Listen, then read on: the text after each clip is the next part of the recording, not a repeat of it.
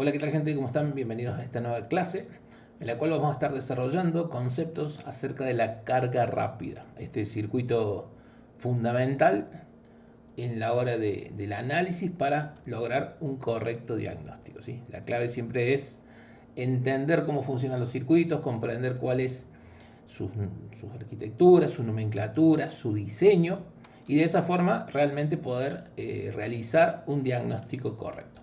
Para tal fin siempre es más que importante el entender, el saber, comprender los esquemáticos, ¿no? Dado que ahí se encuentra toda la información. Por acá tengo un Edge 30 Neo en el cual vamos a estar ahí avanzando acerca de los funcionamientos de las principales líneas, de los principales circuitos de carga, ¿sí? Acá me encuentro con el esquemático, los cuales en el caso de este modelo el esquemático es muy completo, ¿sí? Tenemos muchísima información.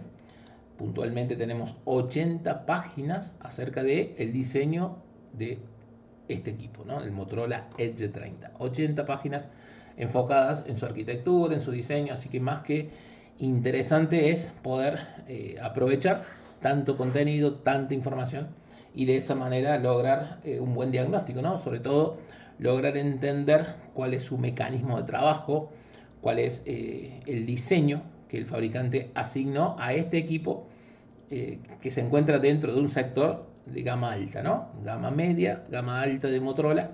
Ahí está el segmento del Motorola Edge 30 Neo, más gama alta que gama media.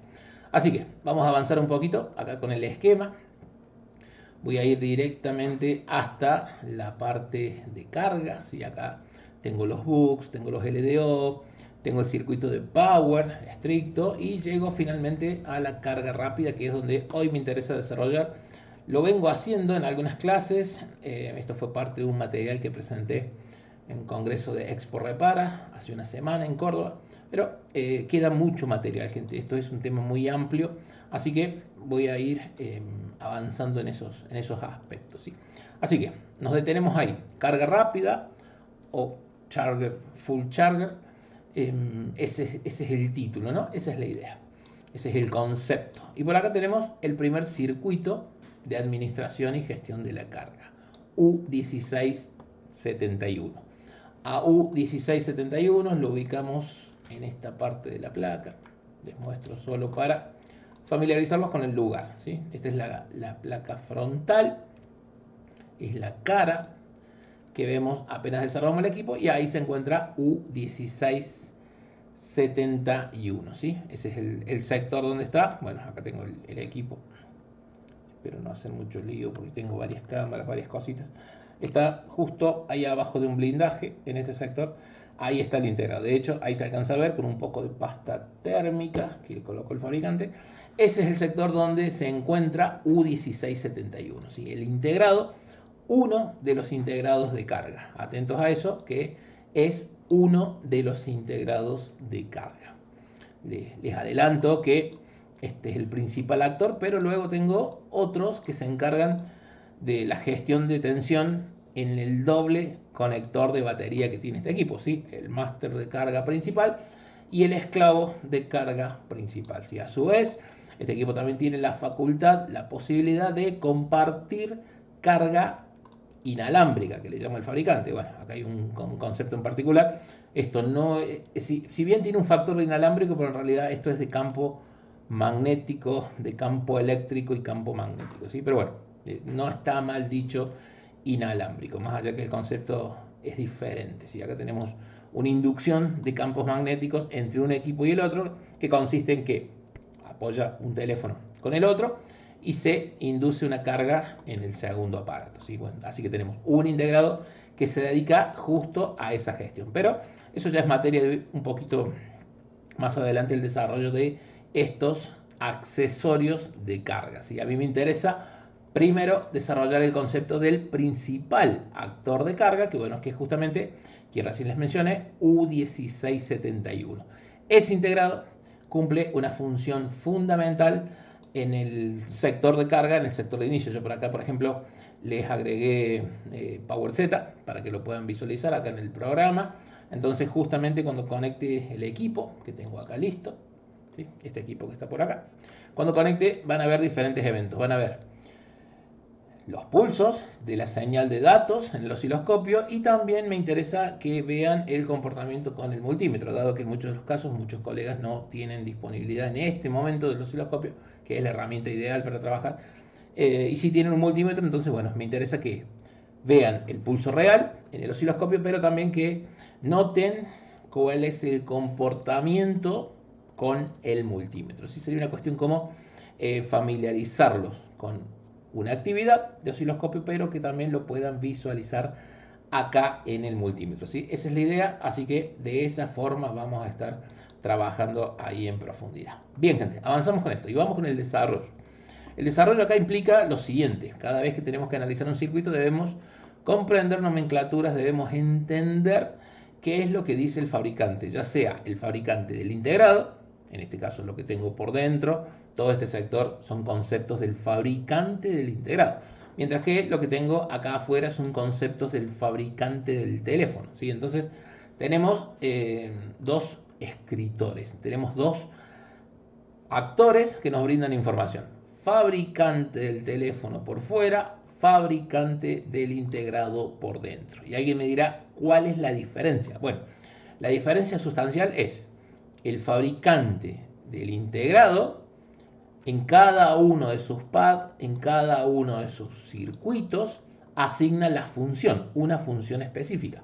Después será materia de decisión del fabricante del teléfono si va a aprovechar la totalidad de esas funciones o en algunos casos ocurre como por ejemplo esto que vemos acá, que hay circuitos, en este caso el circuito número 8, que no conecta, ¿sí? Eso ya es decisión del fabricante del teléfono, pero quien fabricó el integrado brinda sus requisitos, ¿sí? Sus requisitos para funcionamiento. Insisto, algunos de esos requisitos son opcionales y que en determinados teléfonos no se conectan. En otros de los casos se conecta la totalidad. Eso ya es decisión del fabricante del teléfono, en este caso el fabricante de Motorola. Ahora, les brindo un detalle, gente. Vamos con algo. Miren, a memorizar. Carga rápida, es un circuito que lo desarrolló Motorola, ¿sí? Carga rápida es un circuito que lo desarrolló Motorola. Y viene para quedarse, y viene para quedarse la verdad que mucho tiempo, porque comercialmente esto funciona, al cliente le interesa la idea de que en pocos minutos el equipo está cargando, completando la carga, y eso le genera que rápido puede recuperar su equipo y lo puede tener operativo, ¿no? Entonces, la carga rápida junto a la cantidad de cámaras, junto a la velocidad de procesadores y la capacidad de memorias, son por ahí los cuatro elementos que hoy en día el consumidor, o sea, quien compra los aparatos, los elige como prioridad, ¿sí? Carga rápida, por un lado, cámaras, calidad de cámaras por otro, y velocidad operativa son los principales puntos que al momento de mirar una vidriera, el cliente los elige como importantes. Y en cierta forma es lo que termina dándole valor al teléfono, ¿sí? Esos elementos que les mencioné. Este es uno, ¿sí? Este es uno. Este elemento es clave, gente, ¿sí? Entonces, ¿qué es lo que ocurrió? Motorola lo diseñó y a su vez, obviamente, diseñó integrados que cumplan con esas características de carga rápida, ¿no? Entonces, acá, ¿qué es lo que tenemos? El creador del diseño de la arquitectura de carga rápida, Motorola. El fabricante del mismo integrado, por ende, Motorola, puesto en un Motorola, ¿sí? Entonces, tenemos la alineación perfecta para el estudio, ¿sí? Esto es como que alguien fabrica motores y a su vez fabrica un diseño en particular de esos motores y a su vez fabrica autos en los cuales le va a incorporar obviamente su diseño, ¿sí? Eso, se da la alineación perfecta para el análisis, dado que estamos justo con el fabricante del diseño de carga rápida, a su vez, por ende, el fabricante de estos modelos de integrados y a su vez puesto en la misma marca de teléfono, ¿sí? Estamos justo en el lugar adecuado para entender, para analizar estas cuestiones. Y lo vamos a hacer. Entonces, dijimos, acá tenemos dos idiomas. Por un lado tenemos quienes nos indican de forma externa al circuito, en este caso la línea USB VBus IN, esto va a hacer referencia a entrada de USB, voltaje de carga. Siempre recordemos que se lee al revés, ¿sí? Entrada de USB de voltaje de carga. Con un condensador aire filtrado de 2.2 microfaradios. Bueno, eso tiene que ver con el rizado que podemos llegar a encontrar en este sector. Esto se conecta al pin 1. ¿Sí? Esto se conecta al pin 1. Si quisiéramos tomar una medición, ¿sí? Lo podríamos, el lugar ideal, adecuado, sería el condensador C1671, que sin duda es que debe estar por acá cerca. Esto siempre C1671 con mayúscula ahí. Miren, está justo al lado del integrado. Esa es la ubicación del condensador al cual podemos colocar nuestro multímetro, conectar el cargador y revisar si la tensión de B-Bus, la tensión de 5 voltios, la tensión que brinda una conexión USB en esa instancia está presente, ¿sí? Eso sería como nuestro primer diagnóstico y al mismo tiempo análisis. Y hablando de análisis, acá viene la cuestión. El segundo pin, el siguiente pin, el pin 23, ¿qué tiene de nombre? De nombre interno, o sea, el nombre que le asignó el fabricante del integrado es PMID, o mejor dicho, DIMP. Esto siempre al revés, gente, siempre al revés, recuerden eso.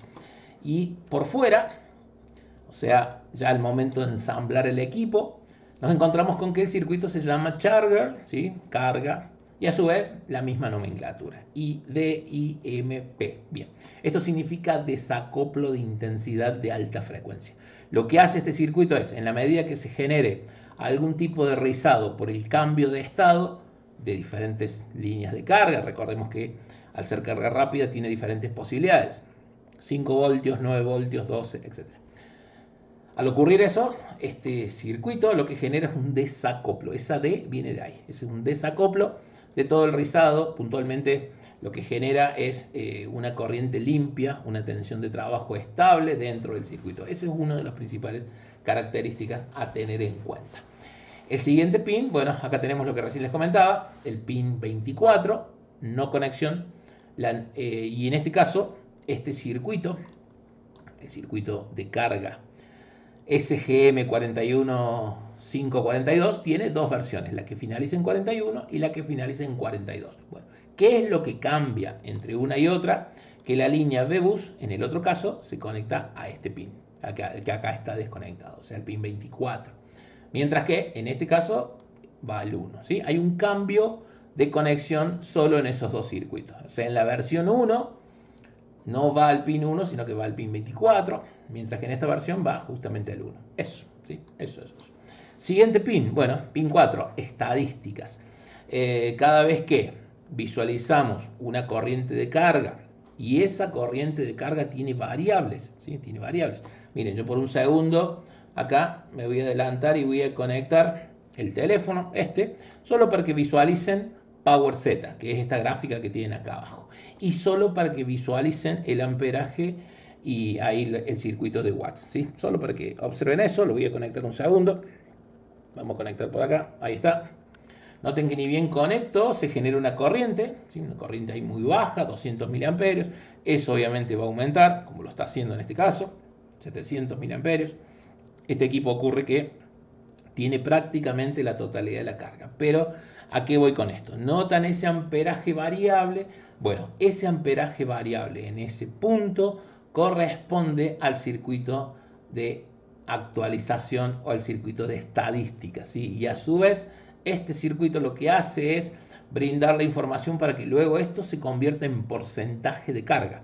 Recordemos que para el usuario no hay un idioma de voltaje, para nosotros sí. Para el cliente lo que hay es un mensaje de X valor de porcentaje, X cuestión de carga, ¿no? El cliente lo visualiza de esa forma. Dice, bueno, tengo 10% de carga, tengo 20% de carga, etcétera, etcétera. Eso es lo que hace el cliente con su equipo. Bueno, a través de este circuito es que se realiza la estadística de carga. Si yo desconecto, automáticamente esto se cancela como carga en sí y se informa mediante ese circuito, ¿sí? Puntualmente, para una falla X que no puedan visualizar el porcentaje de carga, la opción es el análisis de esta línea que está por acá.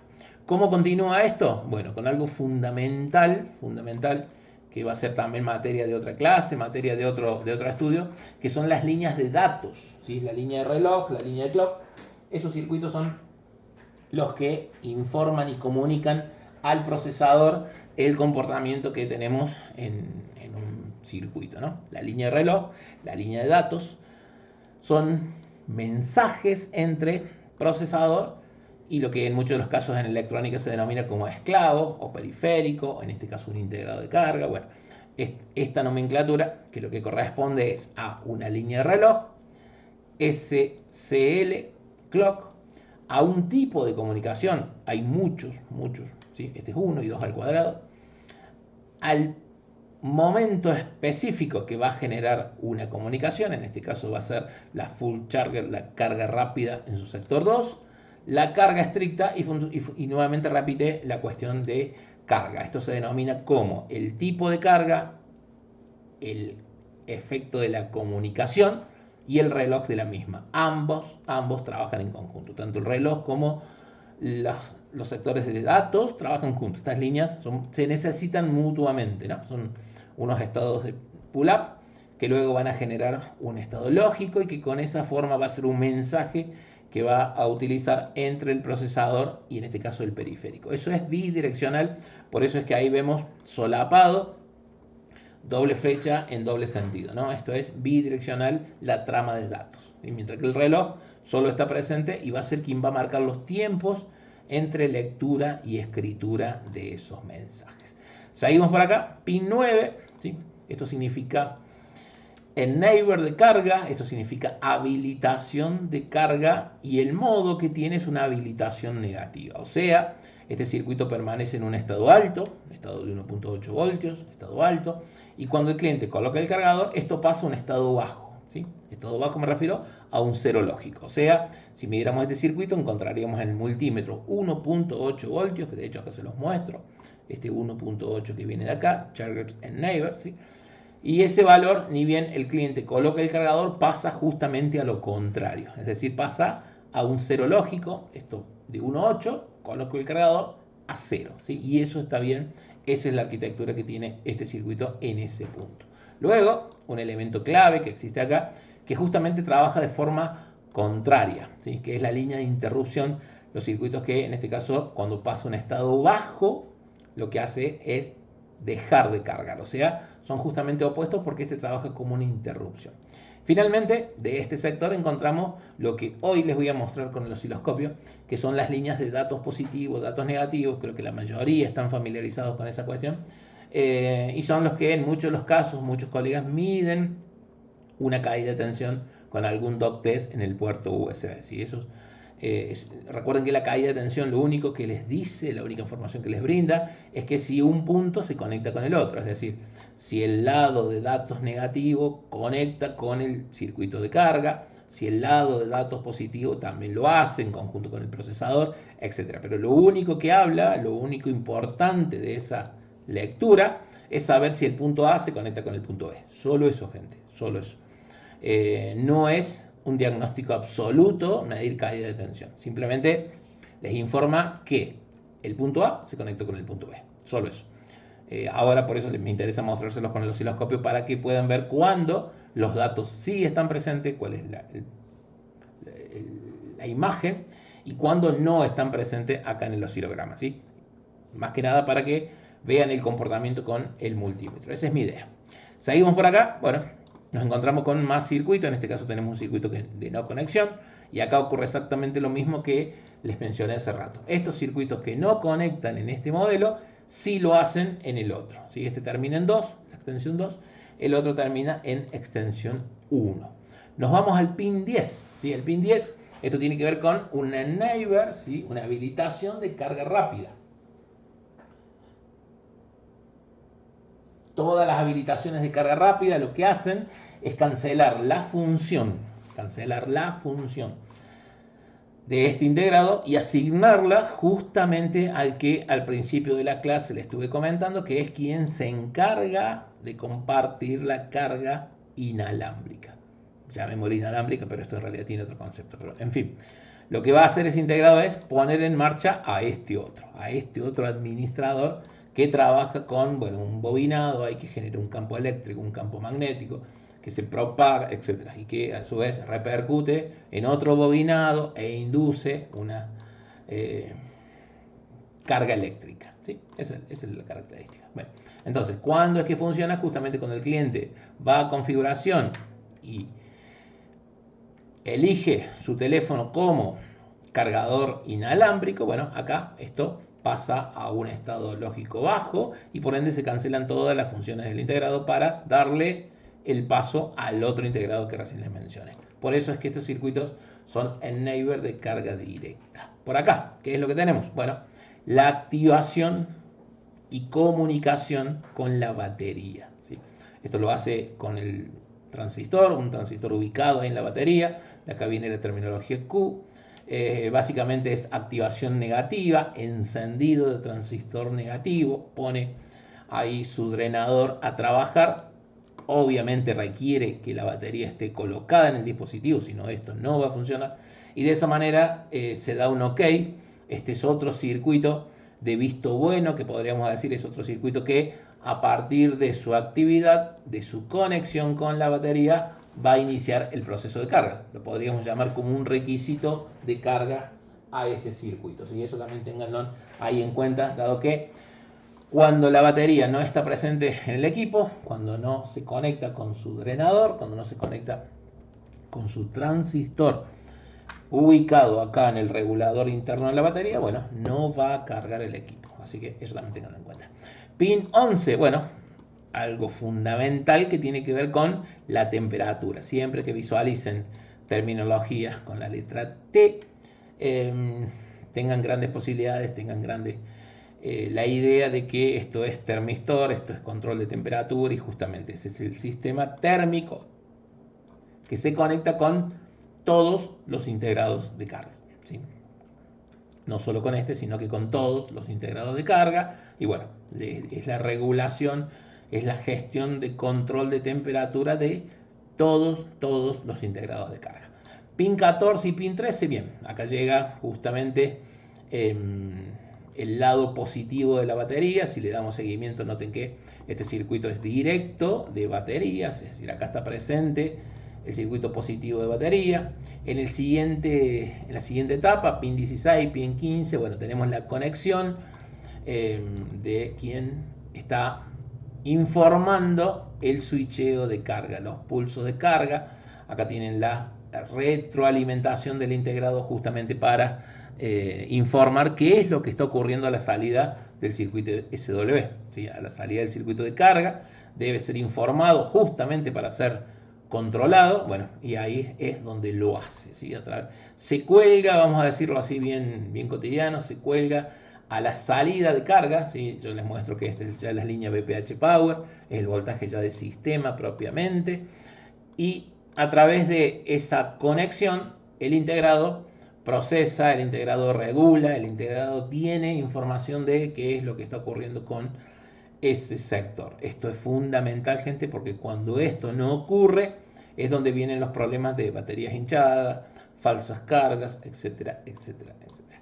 Pin 17, pin 18, bueno, una puesta a tierra fundamental, dado que venimos revisando todo el resto de las cuestiones y recién acá nos encontramos con una puesta a tierra.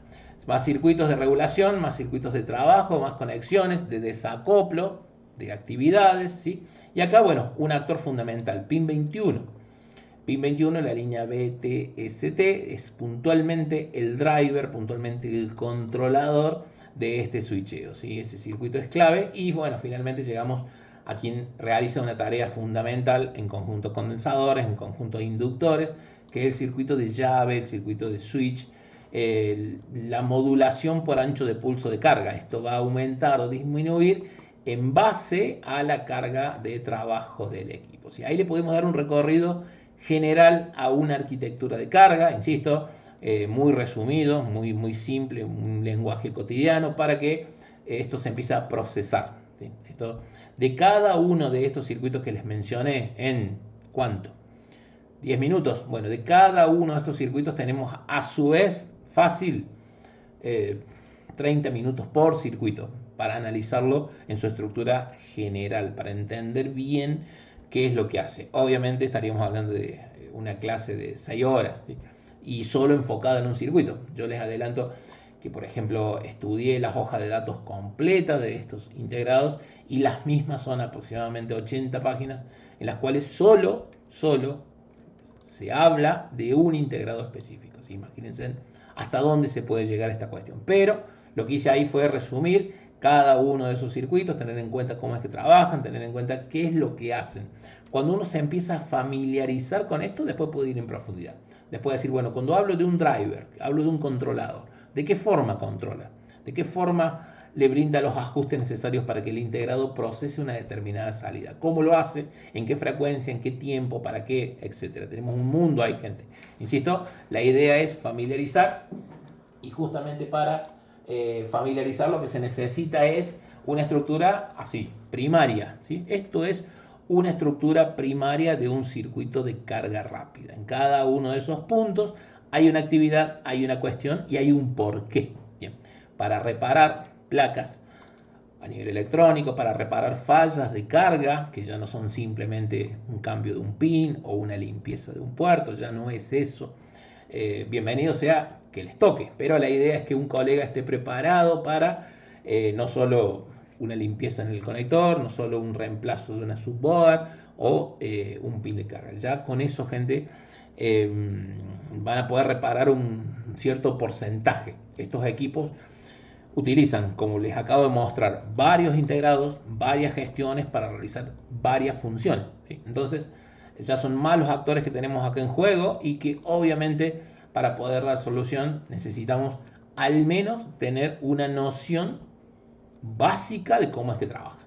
Al menos, una noción mínima de que un colega vea una terminología y entienda qué es lo que es, visualice otra relacionada a la actualización de los estados de carga y sepa que esa línea, ese circuito es quien informa y quien permite que el equipo al momento de cargar tenga ahí una aplicación que indica 28% de carga, 29% de carga.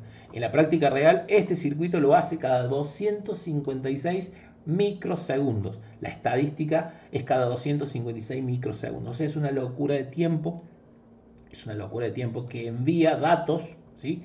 De actualización al procesador para que todo el conjunto operativo sepa en qué porcentaje de carga está el equipo. ¿Sí? Esto es como que viajan con alguien y su acompañante les dice, bueno, vamos por el kilómetro 101, ahora vamos por el kilómetro 101,1, 101,2, es eso, gente, es eso, 150, es una actualización constante de datos y en este caso enfocados en la carga para que si el cliente ve el 98% de su porcentaje, bueno, sea justamente eso. En el caso de Apple, de ahí toma también lo que comercialmente se denomina como la condición de batería, todas esas cuestiones. ¿Sí?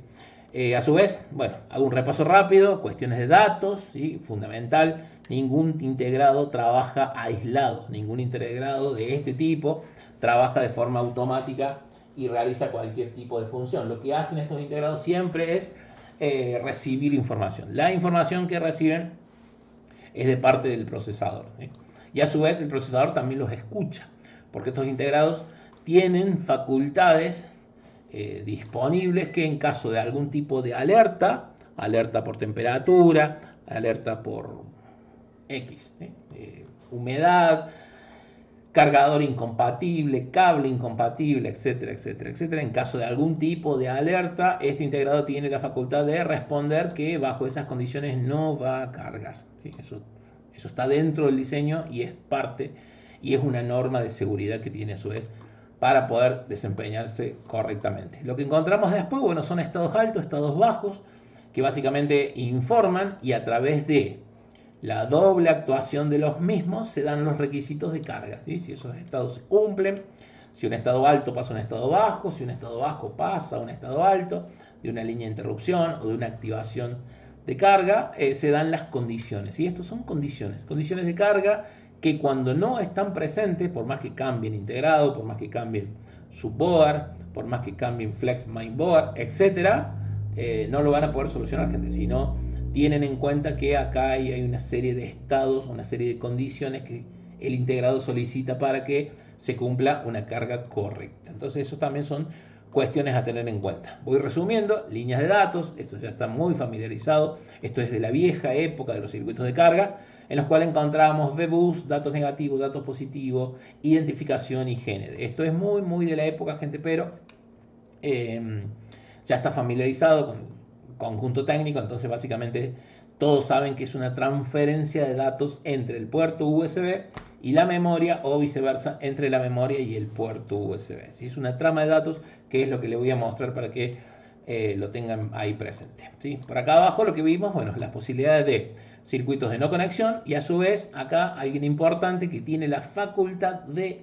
cancelar todas las funciones de este integrado, así como lo es el enable de carga directa, la habilitación de carga directa. Cuando esto se da, que esto es configurable por el usuario, automáticamente el integrado delega la administración al actor que comparte la carga rápida, la carga inalámbrica, ¿sí? Ahí va. Eso es como trabaja, gente, eso es como trabaja esa cuestión, y bueno, es fundamental ahí que la tengan en cuenta, ¿sí? Vamos con esto, miren, ahí está. De este lado, rápido, bueno, recién se los comenté, conexión al transistor de la batería, ¿sí? Q encendido negativo del drenador de carga. Este circuito es el que indica la presencia o no de la batería, dado que se comunica directamente con un transistor que tiene ahí el regulador interno. La línea de temperatura, TS, la conexión al positivo de carga, ¿sí? VIVAT. A su vez, la regulación o el sensado de control del informe que tiene el integrado a la salida del BUC, ¿sí? Que a su vez es una retroalimentación para saber qué es lo que está ocurriendo, unas líneas de GND por acá, un controlador, un drenador a tierra y nada más y nada menos que el switcheo de carga, la línea SW que envía ahí los pulsos y pulsos y pulsos para que el equipo cargue correctamente. Eso, gente, eso es un repaso rápido, es una forma ahí, es una arquitectura que me interesa que comprendan para que al momento de visualizar lo que ahora les voy a mostrar sea más claro, ¿no? Eso, esa es la idea. Ese fue el objetivo, véanlo como una introducción que hice, muy liviana, muy básica, pero fundamental, ¿no? Fundamental para empezar a entender cómo es que trabajan estos circuitos. Bien, gente, vamos con eso. Entonces, dijimos, por acá tengo Nedge 30, acá está, ¿sí? Ahí de hecho está encendido el equipo. Y lo que voy a hacer, bueno, va a ser apagarlo porque me interesa que puedan visualizar bien cómo es esta cuestión. Vamos a desconectar la batería de ambos circuitos, ahí está. Ahí acabo de desconectar las baterías para que el mismo se apague, ¿sí? Vamos a reconectar ambos conectores de batería, ¿sí? Recordemos que tiene dos conectores de batería. Esto es lo que se viene, gente. Esto me interesa porque es lo que se viene. Esto va a ser normal mañana. Va a ser muy común. Y obviamente deben comprender cómo es que funciona para justamente poder reparar. Bien, por acá me adelanté y estuve soldando ahí un jumper para lograr tener una puesta a tierra adecuada, ¿sí? Y voy a medir puntualmente la primera línea de datos, los datos positivos que se van a estar generando ahí en esa cuestión. Bien, acá no me gusta estar haciéndolo desde muy lejos, pero espero estar haciendo buen contacto. Y acá vamos a conectar el cable USB, ¿sí? Vamos a conectar ahí, vamos a ver qué sale. Ahí acabo de conectar el cable USB. Ahí se viene la trama de datos en el osciloscopio, ¿sí? Primero tenemos unos pulsos y luego se tiene que generar ahora la trama de datos. Esto tarda un poquito, ¿sí? Ahí están los pulsos, ahí está el comportamiento. Esa es la trama de datos, ¿sí, gente? Que ahí acaba de pasar. Esa es la trama de datos que configuró una carga. Noten que tenemos 1.5 amper luego que se configuró esa carga, ¿sí? Lo voy a hacer una vez más, gente. Lo voy a hacer una vez más para que lo memoricen. Desconecto cable y voy a intentar capturar el evento. Me harían falta 3 manos, 4. Pero vamos a ver qué sale. Coloco, yo más o menos me sé de memoria los tiempos. Y cuando se dé el evento, lo que voy a hacer va a ser capturarlo, ¿sí? Más o menos tendría que aparecer por acá, porque son a los 6 segundos, 7 segundos. Por acá debería aparecer el evento y lo voy a capturar con el osciloscopio para que lo visualicen. Es algo clásico que se da, todavía no lo hace, ¿sí? Vamos a esperar un ratito, vamos a volver a desconectar. A ver, desconecto acá, una vez más, vuelvo a conectar. Espero que lo haga porque lo quiero capturar. Por acá se debería venir, estoy atento ahí. A ver si lo hace.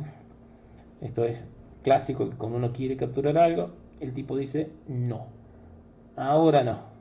O salvo que se me esté moviendo, no esté haciendo un buen contacto con la punta. Nunca se mide así, gente, esto es un peligro lo que estoy haciendo. Estoy a 1 milímetro de un blindaje, estoy muy cercano a una jaula de Faraday. Esto no se hace así, gente, esto se hace con un microscopio. Pero bueno, me superan las ganas de enseñar y estoy tomando riesgos para que eso sea así. Vamos de nuevo, a ver, vamos de nuevo. Coloco. A ver. Guardé un poco, ahí está la primera gestión de datos, ¿sí? Ahí están las primeras, vamos a guardar un instante. Si no, lo que tiene que hacer va a ser desconectar la batería y volver a conectar todo. Ahí está, gente. Ahí está. Ahí lo grabé. Ahí lo capturé. Ese es un paquete de datos de 2. ¿Sí? Ese es un paquete de datos de 2 que deberían existir. Ese es uno, gente. Como lo pueden visualizar ahí, acá me voy a mandar otra seguro, ojalá que no. A ver, quiero bajar el osciloscopio para que se visualice mejor en la cámara. Vamos a cambiar acá la puesta que tiene ahí de apoyo. Ahí está, gente, ahí quedó perfecto. Esa es la trama de datos, ¿sí? Esa es la trama de datos, una de las tramas, ¿sí? Puntualmente es dato negativo, ¿sí? Porque parte de un estado cero y tiene ahí una secuencia de comunicación que permite informar al procesador que se active la carga rápida, como ahí la podemos visualizar. Podemos visualizar en PowerZ que se activó una carga de 1.3 amperios aproximadamente, ¿sí? Bien, gente, bien. Espero que se haya entendido.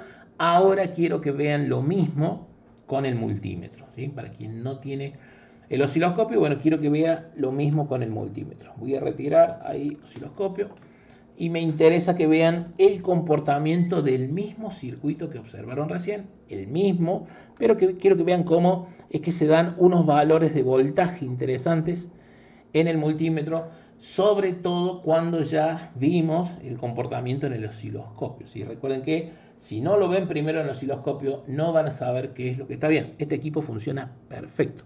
Este equipo no tiene ningún tipo de falla. Entonces, aprovechenlo porque este sería el comportamiento adecuado midiendo en voltaje en la línea de datos positivos. Coloco y atento al multímetro. Coloco. Ahí tenemos recién un pico de 300, 400 milivoltios, ¿sí? Atentos a PowerZ, que ahí va a generar la carga estable, ahí negoció la carga, ¿sí? Ese es el comportamiento. Noten que en un momento hizo un pico a 3 voltios, ahí está, ¿sí?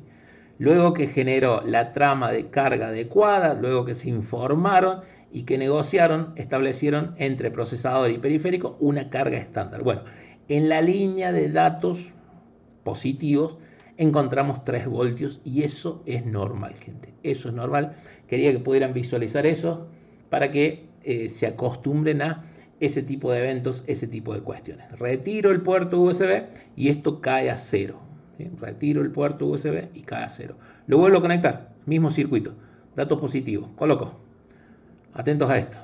Noten PowerZ, noten el comportamiento en el multímetro, muy pocos milivoltios, pero ahora se viene la actualización, se viene la trama de datos que vieron en el osciloscopio y se configura un voltaje diferente en el multímetro tal como recién pudieron observar. Se configura un valor diferente para que el equipo a partir de ahí cargue. Y ahí está, gente. Esos 3 voltios indican que el equipo ya se configuró en una carga y se va a sostener ahí hasta que desconecte el cable USB, gente, ¿sí? Esa es la forma, esa es la manera con la cual se analiza, se estudia, se entienden y apenas recuerden que solo medí datos positivos y datos negativos de todo lo que anteriormente les mencioné. Solo medí eso y pudieron ver el comportamiento en la trama de datos del osciloscopio como así también en el multímetro. Me retiro de esta cuestión dejándoles ahí la imagen para que tengan presente una vez más el evento, ¿sí? Cómo es que trabaja, para que quede ahí la cuestión en base a los tiempos. Ahí acabo de colocar cable USB, ¿sí? Y estén atentos ahí que siempre en la misma frecuencia de tiempo se dan estos eventos, ¿no? Eso es normal.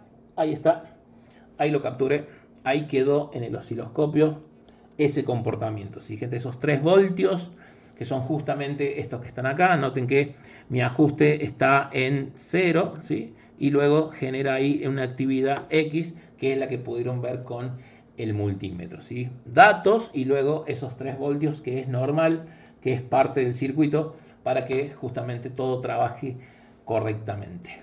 Me despido, gente. Dudas o consultas, me avisan. Nos vemos en la próxima clase. Saludos.